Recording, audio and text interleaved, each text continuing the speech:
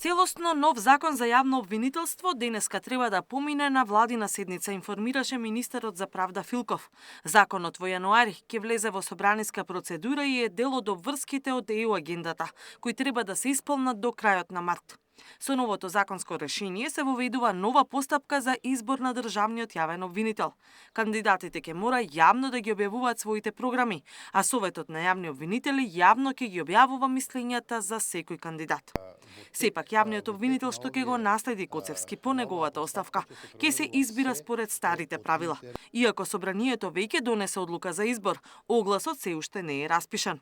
Рокот за пријавување на кандидатите е 15 дена од објавувањето на одлуката во службен весник, велат од кабинетот на собранискиот спикер Гаши. Новините предвидуваат и почести оценки на работата на обвинителите.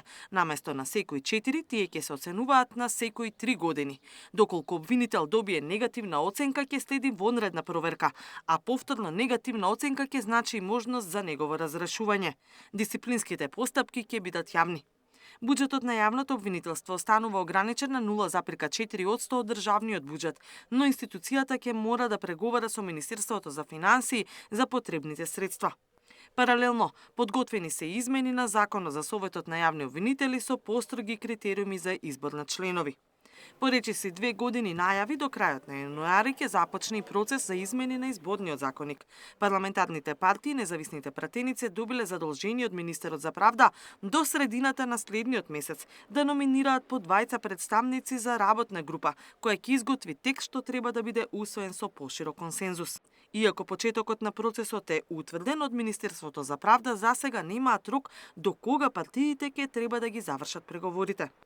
Текстот на кој ќе се работи се темелот на измените што Министерството ги подготви уште во јуни 25 за претходните локални избори, но кои не беа усвоени. Во него се вклучени само дел од препораките на ОПСЕ ОДХР, велат од Министерството за правда.